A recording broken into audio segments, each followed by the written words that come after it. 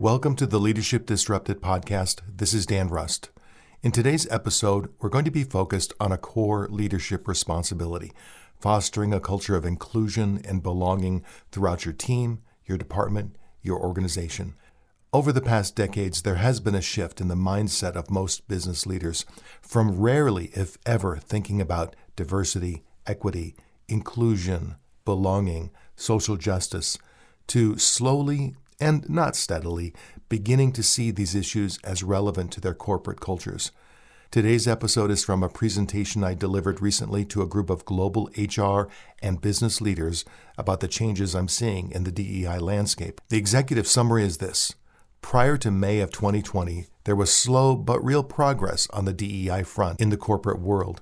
Then in the U.S., the murder of George Floyd and all of the ensuing protests prompted a global intensity of new DEI-focused initiatives, new chief diversity officers, new priorities, and especially new budgets. A lot of commitments were made, and a lot of activity started to occur. But in the past 6 months, I've started to see that intensity fade. Budgets are being reduced, but not in big, obvious ways. Chief diversity officers, when they leave organizations to take on similar roles elsewhere, are often seeing that their old positions are downgraded to a VP or a director level, no longer directly reporting into the C-suite, but now being part of the HR organization. And in this session with global leaders, I discussed what I see as root causes and what we can or should do about it.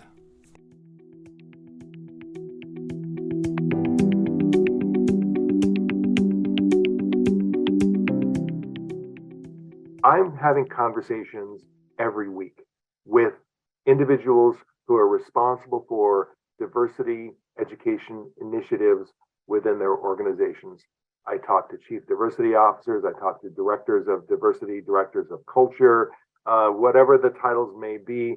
Every week I'm having these conversations. So I do feel like I'm in a somewhat unique spot to keep my finger on the pulse of what's happening in the real world of DEI in the corporate world, in the corporate space. And so in that real world, one of the things I have noticed, because I've had people ask questions about, hey, what do I see shifting in the DEI landscape? And I started to use this term third wave DEI as a way of acknowledging that there have been significant waves of progress, waves of activity. And I'm going to walk you through, just to set the foundation, to set the context, I'm going to walk you through what I refer to as wave one and wave two before we get to wave three. And full transparency, these are just personal perspectives. It is my way of thinking. It's what I'm personally observing.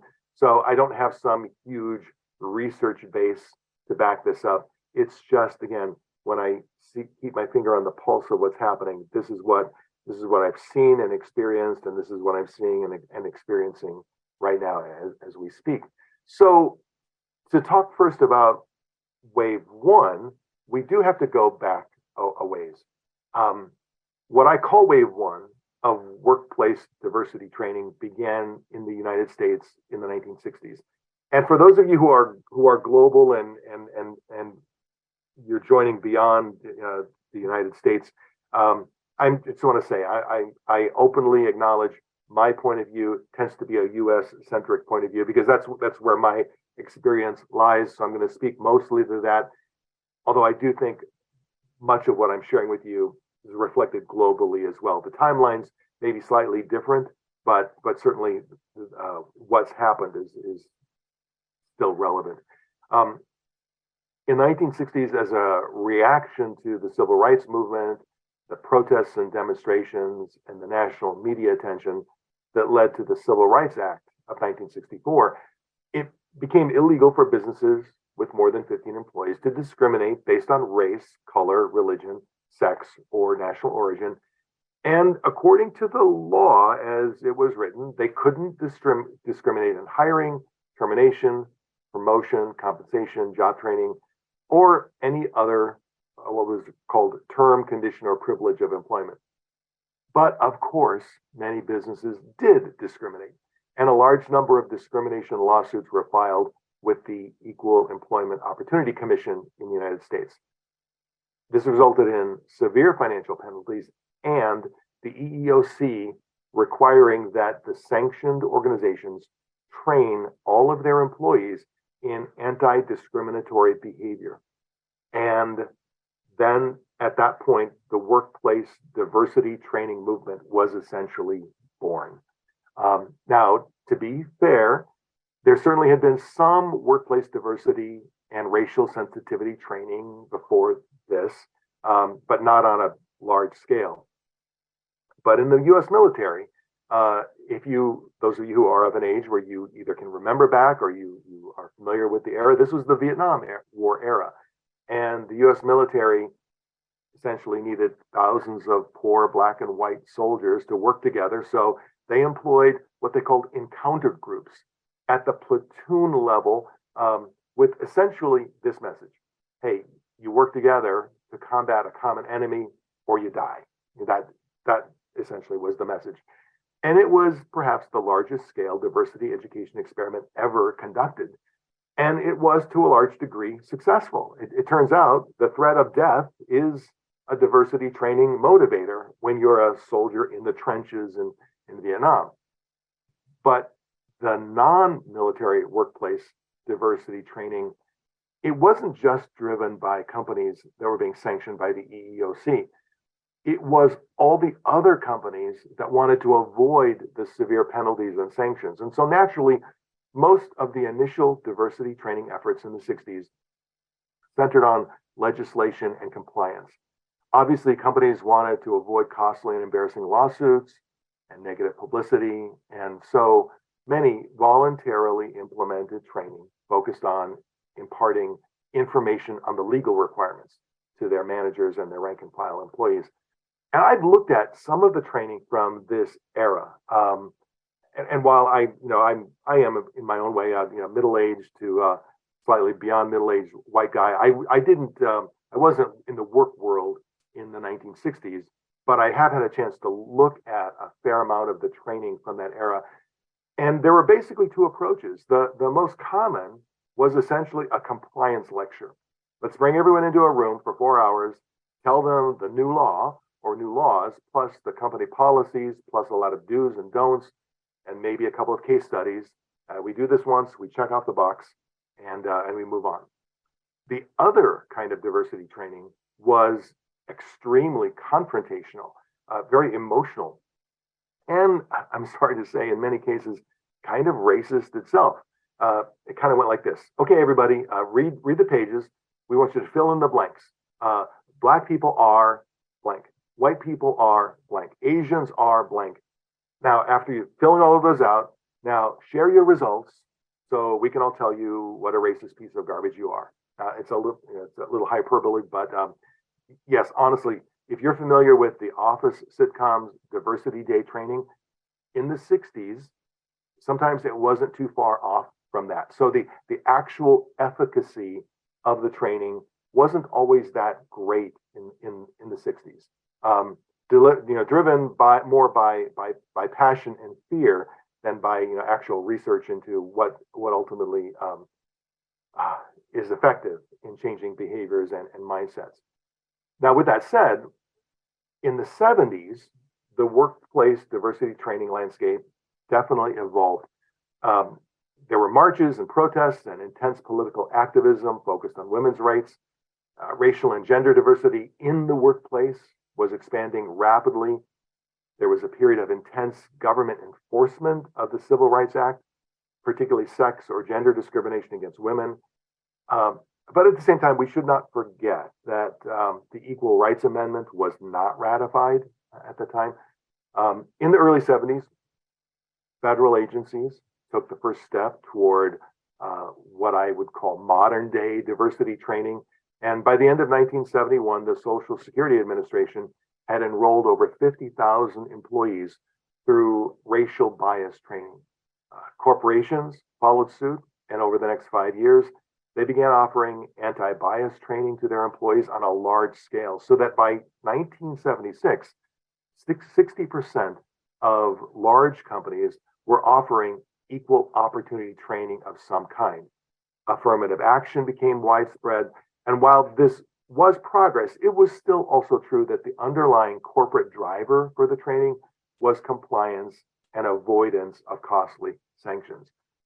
And the actual training methodology was shifting, with a lot of research being conducted regarding what was and was not effective in shifting behaviors and mindsets. So then moving into the 80s, at this point, affirmative action was at its height, and many companies utilized independent diversity professionals to provide programs to help increase the numbers of African Americans and women employees. Many organizations still utilize diversity training to safeguard against civil rights lawsuits. And much of the training focused primarily on Black and white racial issues and sexism. But there was a growing attention given to discrimination based on sexual orientation.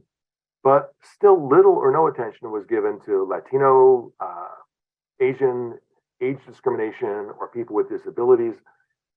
And the business case in those days emphasized diversity as kind of doing the right thing, as opposed to being a true business imperative, being a true business driver. It wasn't viewed as, hey, this is what drives creativity, this is what drives synergy, this is how we include everyone to get better ideas, to get better innovation. It was simply more from a moral standpoint. We're going to do this to do the right thing. Also in the 80s, this was when the higher education sector started offering diversity courses in the general education curricula. Many professors began to interweave cultural differences into developmental, social, and cognitive psychology courses. However, workplace diversity training did stall out a bit in the 80s.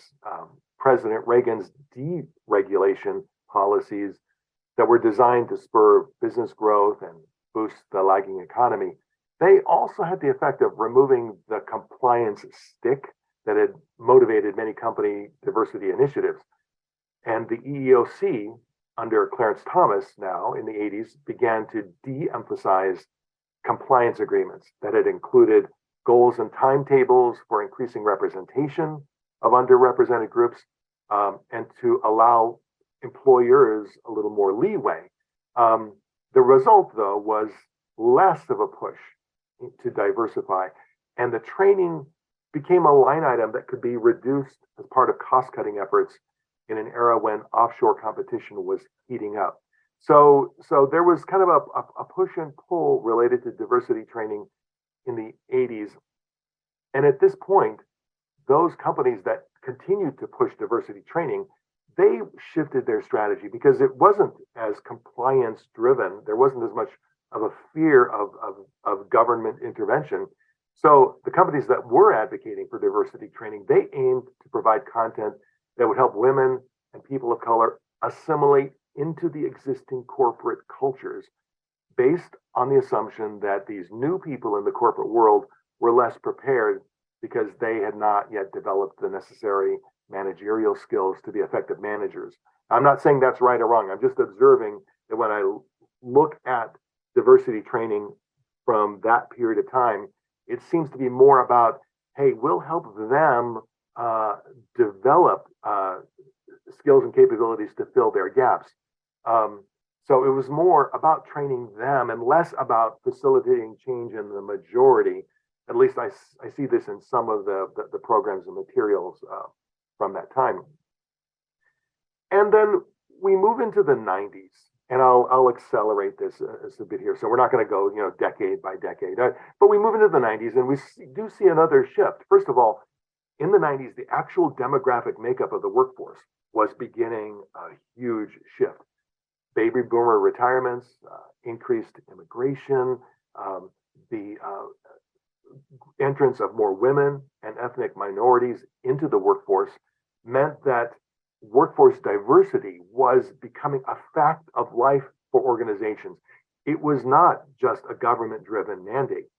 The corporate world now, whether the government was involved or not, the corporate world had to pay real attention to how having different backgrounds and experiences would impact the ability of the dominant group and the new minority groups to work together effectively.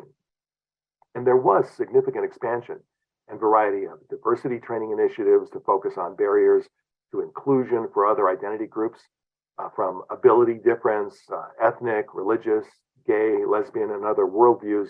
All of this began to appear in workforce education and training materials and programs at that time. And from there, in the 90s, we transitioned into the 2000s and really the first 2 decades of the new millennia. And I have to say, there was certainly progress in the first 20 years of the 2010s up to 2020. But for that 20-ish year period, there was slow incremental development and more of a reaction to the reality that the workforce was evolving, the workforce was changing. But what was also changing at that time was our technology-enabled workforce.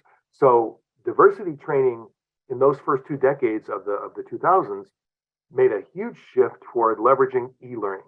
And e-learning became the primary vehicle for receiving your annual sexual harassment training, your annual diversity sensitivity training. And the good news is far more people were exposed to diversity training in those 2 decades.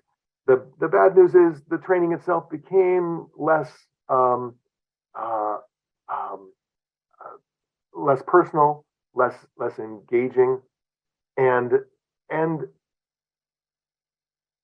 the intent of the visual isn't so much going nowhere, but it doesn't seem like there was a huge amount of progress. It was every year we check out the box. We do our anti-harassment training. We do our training, and we kind of reached a bit of a place where there were other things to think about. There were other priorities, and this in conjunction with the fact that with new technology, the overall flow of work was increasing.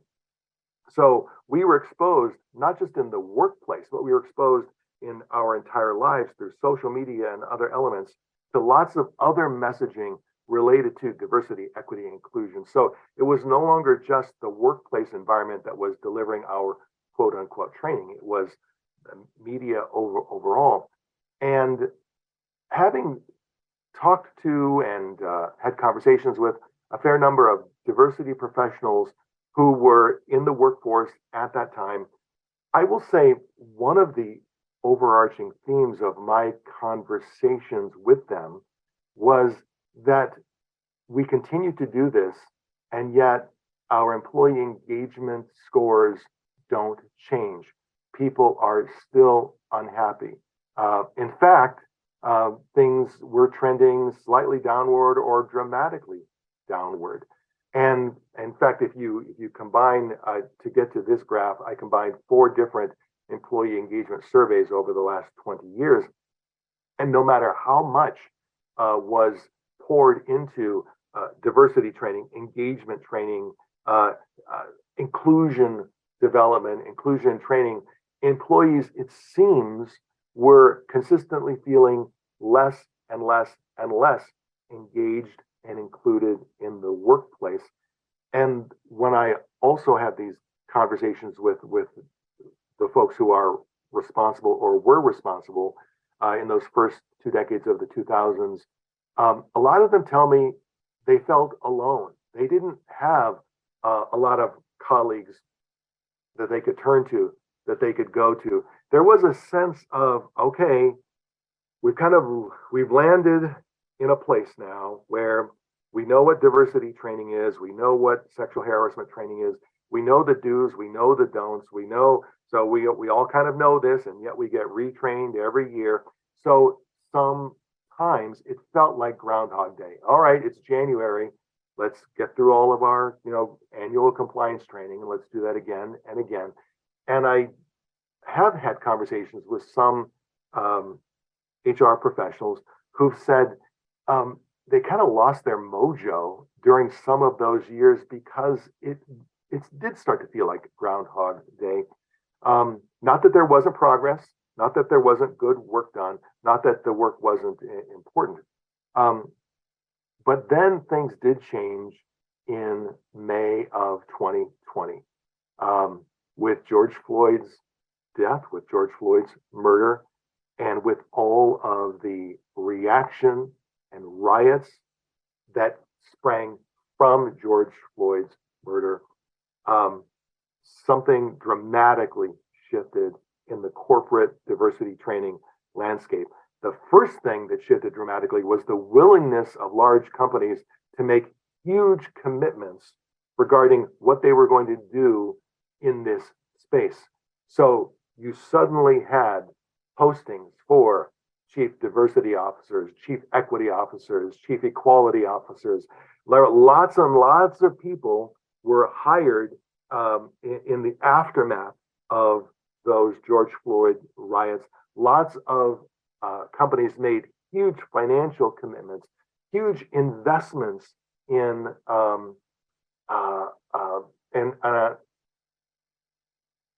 I'm sorry, I'm reading the chats as well.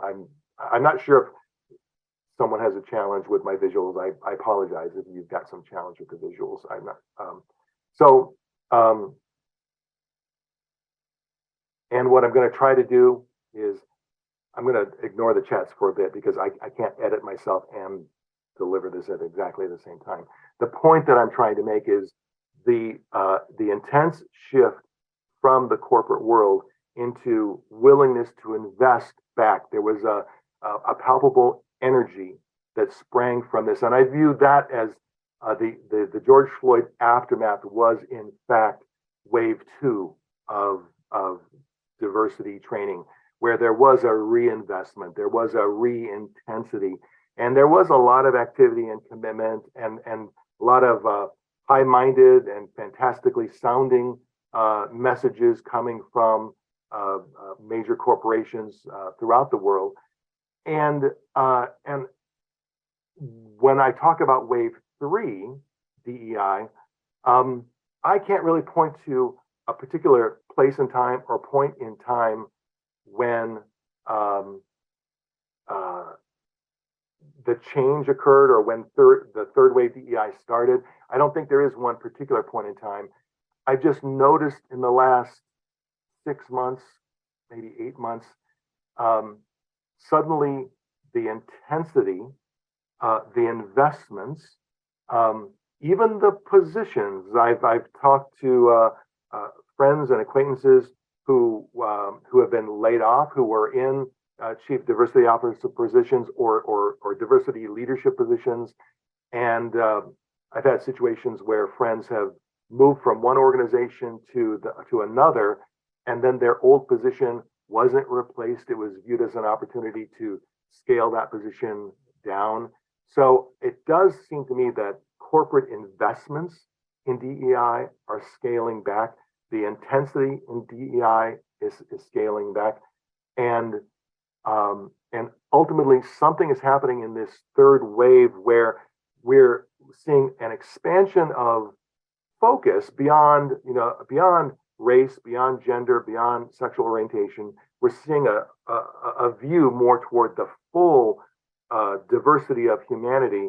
So while we're trying to do more and create a broader shift in mindsets, we're actually seeing lower investments. And here are some of the, when I talk to organizations about what they're seeing in their employees and what they're experiencing with their leaders, what employees are telling us in this third wave is they want more. They want more empathy from their leadership. They want more growth opportunities. Employees are looking for a high growth trajectory from the very beginning. They're not willing to put in 10 years or 20 years before they get their first significant promotion. They want their first significant promotion within months. I mean, they have a much tighter timeline expectation. Employees are looking for a very fair work/reward contract. And whatever your definition or their definition of fairness is, it's a word that they're using a lot. They want a fair reward for the work that's being done. They are rejecting anything that's being perceived as menial or mundane work. So if the work isn't linked to some important purpose or isn't linked into an important mission of the business, it's hard to find employees who are willing to do or want to do that mundane work. And we've been hearing about work-life balance for a long time, for decades, but there has been a shift that's occurred where it's no longer just something that you talk about perhaps after you've been hired and you wait 6 months and then you get a little overworked and you begin to have gentle conversations about the need for work-life balance. It's now part of the interview process. The interviewees are bringing this up. The interviewees want to know that the company is committed to work-life balance. Well-being and mental health is something that employees are much more comfortable talking about now than they were perhaps a decade or two ago. So there is a big shift that's occurring in terms of employee expectations within their organizations. And yet when I talk to leaders will tell me, all right, so I'm caught in this vice grip because all of my old accountabilities still exist. I'm still expected to produce the same business results. I'm still expected to produce the same outcomes. And yet, while I'm doing that, I'm also expected to cultivate the engagement of all of my employees. I'm expected to be an agile thinker. I'm expected to lead with inclusion and involve everybody in the conversation and the culture of the organization. I'm expected to be emotionally effective, to create psychological safety. I'm expected to be a different kind of person while also producing the results that I was always intended to produce or required to produce. And there is a huge amount of stress on leaders today when it comes to this third wave of DEI. And I'm not saying I have some huge, fantastic answer to this. What I'm saying is I have conversations about these stressors every single week with either employees about their expectations or with leaders about the pressures that they are under. And I see a number of things shifting in the diversity training landscape. While it's still important to address racial diversity, gender issues, sexual orientation issues, more and more what I'm seeing is programs that look at the entire realm of human diversity, from neurodiversity to family status, ensuring that those employees who have large families are attended to, and those employees who have no families, employees who are planning families, those employees who are planning to never have children. All of those differences are being incorporated into the fuller context, the full dimension of human diversity, looking at people's backgrounds, looking introverts versus extroverts, looking at this entire range, which again can start to feel overwhelming. And one of the undercurrents of this is having employees who are within some of those original groups start to wonder, well, are we losing focus on the importance of racial inclusion? Are we losing focus on the importance of gender equity? Are we losing focus on the importance of sexual orientation, equity, and inclusion? And it's a fair question. As we expand the aperture to include all of these variations, I had an employee a couple of weeks ago say to me, well, if in the end we are all part of the inclusive message, then does that water down the original core messages that we were trying to deliver? And it's a fair question. I don't have an answer. I just know that I'm seeing this expansion of the overall messaging related to diversity and inclusion. I'm also seeing, when I talk to organizations about their leadership models and their leadership competency models, many organizations are taking another look at their classic leadership competency model and determining that there does need to be an evolution. If we're looking for a different kind of leader, if we have a different kind of organization, if we have a different kind of employee, inclusivity is becoming a core leadership competency. And so if we just focus in on inclusivity for a moment, inclusivity can mean a lot of things. It's one of those terms that everybody can create their own sort of mental definition of what inclusivity is. But just basing my point of view on the conversations that I've been having for the last year and a half to 2 years, there seem to be 6 critical core elements of an inclusive leader. And it does begin with self-awareness, becoming aware of one's own tendencies toward biases, and not just racial, gender, sexual orientation bias, but our entire sense of blind spots that can ultimately lead us down erroneous paths.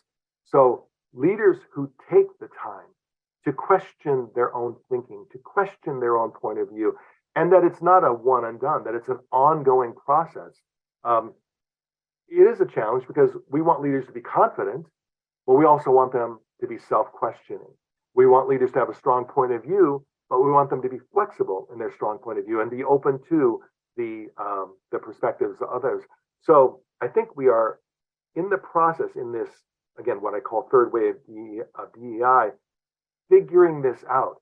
How do we handle these natural tensions between being confident and also being humble and open?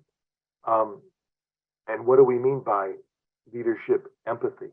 I think there's still a lot of work to be done, and there's still a lot of conversations to be had regarding strong, empathetic leadership that does create direction, that does drive a vision, that does move an organization forward, and at the same time has a strong sense of empathy for everyone within that organization and all of the other stakeholders as well, including customers, including investors, everyone. The other elements I see in inclusive leadership are what I call congruent communication, meaning virtually the opposite of one and done communication. What I see in high performing inclusive leaders is that their inclusive leadership message is not just what they say. And it's not just a one-time message that they send out, or once a quarter message, or once a year message. It's what they say and what they do. So inclusive leaders are those leaders who in web meetings, when they have their team in a web meeting, they don't just attend to an individual person's point of view. They understand that it's important that they pull everyone into the conversations, that they pull everyone into the decisions, that they do in their manner of operating day in and day out. They act inclusively. They don't just talk inclusively. So that's what I mean by congruent communication, that your actions are congruent with your words day in and day out, not just a one-time event, but day in and day out throughout your work day, throughout your work world. What I mean by dimensional intelligence is, going back when we talk about the full dimension of humanity, to be an effective leader today, to be an inclusive leader today, you do have to have at least a baseline understanding. When we talk about neurodiversity, what does that mean? An inclusive leader has to have an understanding of the full range of human dimension and understand what is different about individuals who have made the choice to never have children themselves versus what is different about individuals who've had a military background versus individuals who've had a nonprofit background versus individuals in various cultures. And it can be overwhelming. And we're not asking any particular leader to instantly become fully educated on every culture, every difference, every situation. But over time, in an ongoing continuous learning effort, leaders do have to develop dimensional intelligence to be and not expect their employees to do all the education for them. You can't expect your employees to come to you to say, hey, look, I know you're not familiar with my culture or you're not familiar with my heritage. Let me educate you. That's really not fair to the employees as well. So leaders do have to take this on as a role in terms of developing that full dimensional intelligence over time. And then the final 2 elements of these inclusive leadership competencies, we know that we're not always going to get it right. And leaders who are able to adapt and be resilient and not be worried about occasionally making missteps, not be worried about occasionally not phrasing something exactly in the right way or in the way that won't in some way trigger someone else or offend someone else. Leaders have to know that they will in this journey make mistakes. Their teams will in this journey make mistakes. And having that ability to be resilient, to learn, to adapt is an incredible important part of being an inclusive leader, because as we all head down this journey, we're all figuring it out together. And I do believe then the final competency for an inclusive leader is what we call synergistic engagement. And I think this is ultimately the reason why businesses will support highly inclusive leaders, because if you can, in fact, synergize the inputs of all of your employees, of your entire team, if you can, in fact, create a space where the ideas, the backgrounds, the perspectives, the points of view of all employees have a space, is the ultimate key to why business should care about this. There is a business imperative to inclusive leadership. So again, mastering that and figuring out how do I do all of these other things that we've been talking about while also leveraging inclusion to drive business results through greater innovation and synergy. It's important, because if we don't get that right, then I don't think it's going to stick, and it's not going to become a permanent part of the way businesses are operating. So with that, I'm going to step off of my soapbox for a second, because there are 5 things that I'm seeing that are not so great right now in this third wave. And third wave may not be the exact right way to phrase it, but that's my phrase. I am definitely seeing a tightening of budgets committed to DEI initiatives. Now, they're typically the budget tightening is kind of kept, hush hush. Nobody is announcing, nobody's sending out press releases saying, hey, we've reduced our commitment in this area by X millions of dollars. Instead, what's happening is when there are opportunities to replace a chief diversity officer with a director of diversity because someone has moved on, or when there are other opportunities that go kind of below the radar to reduce DEI budgets, I'm seeing organizations begin to take those opportunities. Now, it's not huge, there's not a huge contraction yet, but I've definitely in the last 6 months seen these contractions. At the same time, when I talked to DEI leaders about the scope of their responsibilities, there is an expanded mandate. So they're being asked to do more with less.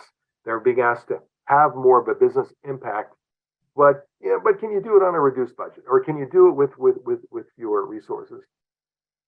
We're seeing tension between DEI constituents, meaning if I'm an African American employee and I see resources invested in these various groups, these various initiatives, does it feel like my needs, my issues, my priorities are getting lost in the mix? So there is a tension between DEI constituents, and I don't believe there's a right or wrong answer. I'm just acknowledging that tension exists, and we have to attend to that attention and keep it, I guess, at the forefront of our thinking as we're looking at areas where we invest our time, our energy, our resources. In some cases, we are seeing a bit of DEI burnout. We are seeing organizations and individuals who feel like, okay, we've done that. There isn't anything new under the sun. And we're also starting to see some DEI detractors gaining ground. I think primarily because, if I back up here, if our inclusive leaders aren't able to show tangible business results from their inclusive approach to leadership, if they aren't able to show the benefits of synergistic engagement with their employees, eventually the question is going to be asked, So what's in it for us? If we're going to continue to maintain our investments, continue to maintain our budgets, um, there's got to be a tangible business impact. There have to be metrics that we can look to say, here is the case. Here's the absolute case for DEI and inclusive leadership in our organization. So I do think these are brutal realities that we as DEI folks are going to have to continue to think through and ultimately solve. But the good news within that, I don't want to end on a bad note. So the good news is authentic inclusion is in fact becoming a business imperative. There are many organizations that I talk to who in fact are leading inclusively, are leading with an inclusive message, with an expanded message of inclusivity.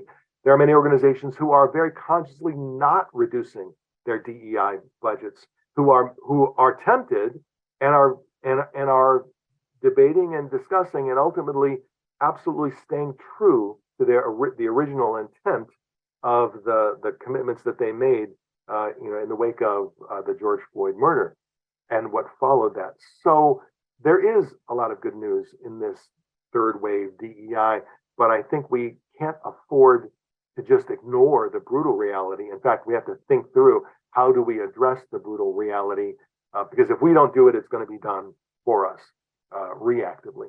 So with that, I'm going to pause here for a moment, and I'm going to, if you have questions or comments, particularly if it's something that you want me to respond to right now, because the chat is kind of flowing rapidly.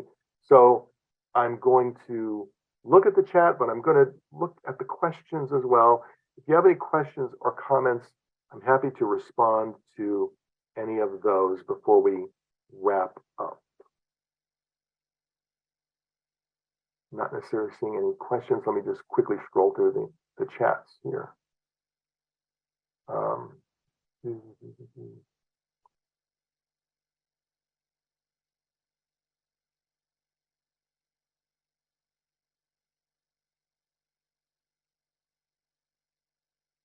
So not seeing any.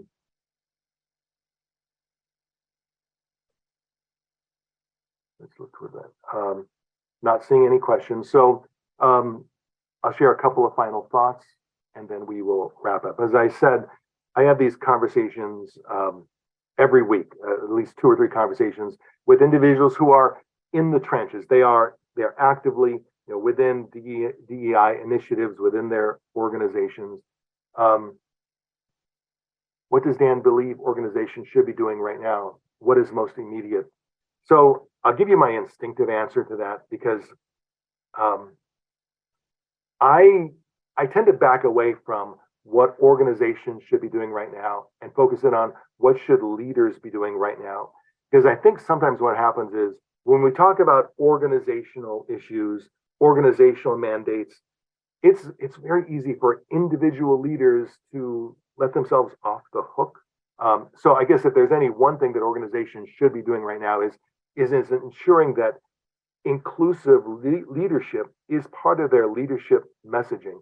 I would say, number one, look to your existing leadership competency model as an organization and ask yourself, is inclusion viewed as a core leadership competency? However it's reflected, doesn't even matter what language you're using exactly, but is leadership inclusion part of your core competency? And if it's not, then do some work on that competency modeling and then once you do that, take a look at your entire organizational structure, your entire organization leadership, because inclusive leadership is not something that just springs up overnight.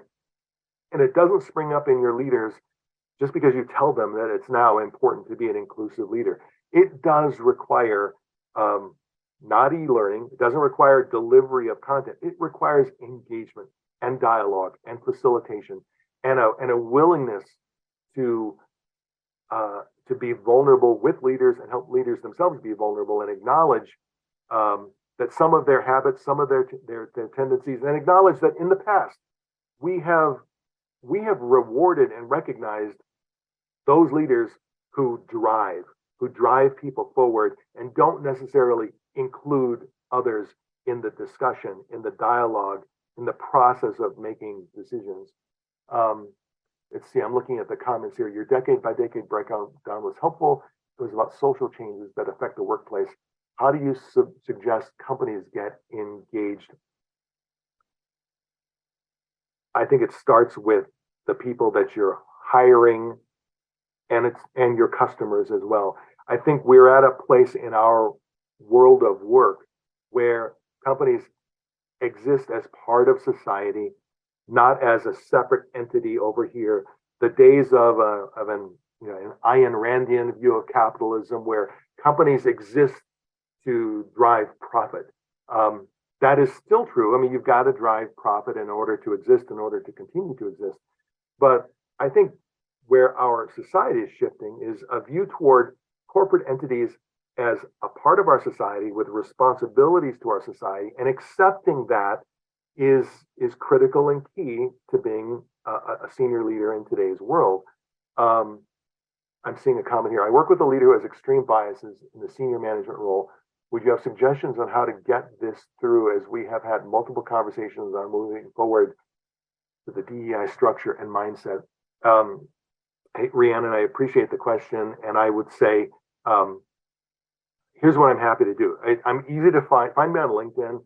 Message me on LinkedIn. I'm easy to find. And these are the kinds of conversations to have one-on-one, because every one of these situations is challenging, because cracking the code on those individual senior leaders and figuring out what is it really going to take to crack open this person versus this person. I don't necessarily have any great generic answers for that. I'm looking at Cheryl's comment or question. Organizations have always been pressed by social factors and changes. How do leaders, and should they, become more engaged in the social issues that challenge everyone in our real lives?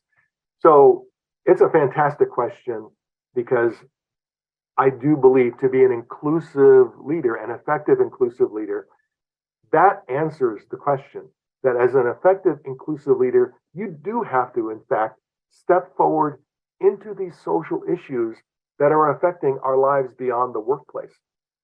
Old paradigm, I'm a leader in a business organization over a group of people with responsibilities for that group of people. And when I walk out the door, either in reality or metaphorically, I walk out the door and I can kind of set my work world aside and I can go to my personal world. I think a combination of things that have happened in the pandemic, where there's so much work from home occurring, so much remote work occurring, and maybe it's just our societal shift. To be an effective leader in today's world, you cannot disconnect yourself from the realities of society. And I think that's a part of the inclusive leadership message as well, that it's not simply a linear, I'll be more inclusive with this team of 8 people that report to me. I will be more inclusive with this society that I work within, with this world within I work within. And it is a new mindset for leaders. It's an overwhelming mindset for some leaders. I had a conversation with a gentleman 2 weeks ago. Great guy, on the older end of the spectrum, kind of a classic older white guy. And I mean that with respect, because speaking as an older white guy. And he said to me, for me, it comes down to this. When I was in the world of work and I was growing up in our business, I would have never talked to anyone about my mental health issues. In fact, he said, I didn't even think about my mental health issues myself. He said it was just not something you ever brought up. And then if you did bring it up, it was, when you needed some serious help in some way. He said, now I can't get people to shut up about their need for mental health days, about their need for bereavement, about their need for a break. And he said, I don't know how to have those conversations. He said, I will be honest with you, it scares me because I don't know what to say. I don't know how to react. I get worried that I'm going to say the wrong thing. And so what I appreciated about his transparency with me was he was acknowledging, he had the self-awareness to recognize he wasn't necessarily judging them. He was saying, I am uncomfortable with this new way of being, with this new way of talking, with this new. But he said to me, I've still got another 8 to 10 years left in the workplace. I'm not retiring now, and I want to end strong in this last decade. So I know I've got to figure this out. I'm just not sure how to figure it out. What I loved about it was his willingness to put the question forward, his willingness to be vulnerable. Because if you'll do that, and I think it's one of the keys in helping leaders become more inclusive, is to help them become a little more vulnerable. I'm a little more willing to say, I don't have all this figured out. I don't have all of the answers. And maybe just that openness itself will start to be part of the answer. I'm looking at other comments, questions. I want to be respectful of everyone's time. We're going to have, we've got just a few more minutes. So let's talk about DEI detractors, because the other thing that has shifted in the last 20 years is our societal communication media has now become so interconnected with social media. Whatever your particular bent may be, whether you are pro DEI, whether you're anti DEI, whether you're pro anything, you can be pro cooking or anti cooking, you can be pro anything or anti anything. You will very quickly find in social media a large group of people who think exactly the way you think right now. So DEI detractors very quickly find other DEI detractors and very quickly then form their own little sub-society, along with a thousand other sub-societies on virtually every topic in existence. And those DEI detractors do gain ground, and it's important, I think, that we not ignore them. I think you have to pay attention to their messaging and have to pay attention to their concerns and have to hear them in order to be able to combat them. And to combat them, I mean that in a respectful way. In order to counter message something, you have to understand the message itself. So I would say this tendency for all of us to reside in our own bubbles is another thing that an inclusive leader needs to fight. You have to push yourself outside of your bubble. So I don't know what each of you individually has your own information bubble that you reside in. And I would ask you to make a conscious effort to spend a little bit of time outside of your bubble, going into those areas of social media, those areas of the internet, those areas of reading. So don't just read the people who agree with you. I'm not going to name any names, but I'm sure you can name the authors who disagree with you, who you can't imagine that there are a million people who would buy her book or his book. Every now and then, pick up one of their books. Every now and then, listen to some of their podcasts. Every now and then, tune into their news station or their radio station and give yourself an immersion. And you have to do it for more than just a single time, because what happens, I know what happens to me, is I will tune into a podcast and I will have asked myself, how is it that anybody can really want to spend time listening to this particular person or this particular topic? And initially, because it isn't the way I think, I initially reject it, and it doesn't provide me with entertainment. It doesn't really inform me, and I tend to want to shut it down. But I find if I'm willing to listen further, to answer the question, what are people hearing? What are people seeing? What is grabbing people about this messaging, so that I can get smarter regarding their messaging in order to be smarter at the counter messaging. And to do it all with more a sense of curiosity than judgment, because it's so easy to buy into or to fall into the habit of saying, hey, the way I think is evolved, or the way I think is modern, the way I think is right, is smart. And so this other very different way of thinking, well, it must be wrong, and it must be not smart, and it must be stupid. So staying in that place of I'm going to just curiously figure out what's pulling these folks in this direction. It makes me much smarter at counter messaging when I do understand the message, and I'm seeing the point here or the comment here. I read and engage with people who think nothing like me. I want to learn and always do better. Not one of us has all the answers. I will not, however, engage with trolls and those who are just trying to incite. Yeah, completely agree. Absolutely. And recognizing the trolls whose actual intent is to create this incitement. Absolutely, you can recognize them and move on from them relatively quickly. So, thanks, Trina, for sharing that. With that, I'm looking at the time. I think we are close to ready to conclude. Looking for any final comments or questions. The last thing I will share is I had a conversation with an individual 2 weeks ago. This was 3 weeks ago. And he had recently made a transition. He'd been in a DEI leadership role for one business, and he left that business and he took on a slightly more senior DEI leadership role for another business. And I asked him what motivated his transition to a new business, because I thought he was perfectly happy the way he where he was. Well, he said, our leadership, our DEI leadership in my old business, in their own way, they were sucking all the air out of the room. They had their message, and they were intent on delivering their message with passion. They were and they really weren't interested in other voices, in other perspectives, even within the DEI bubble, within our DEI landscape. He said, I was looking for a place where I could give voice to my thoughts, my ideas, my perspectives.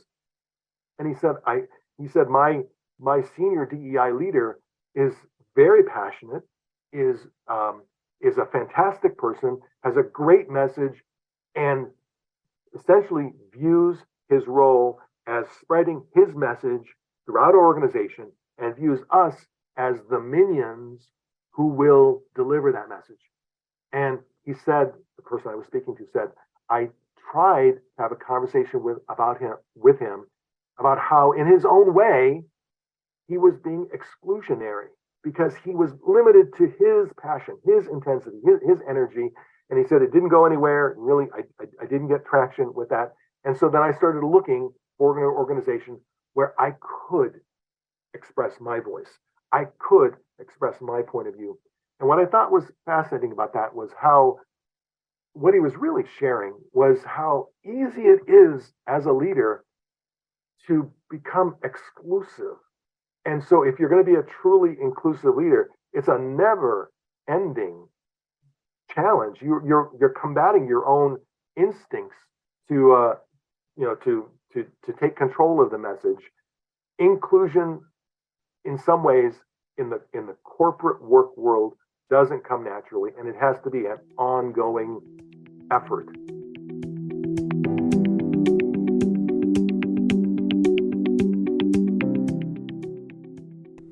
I received some interesting feedback from many of the leaders attending that presentation.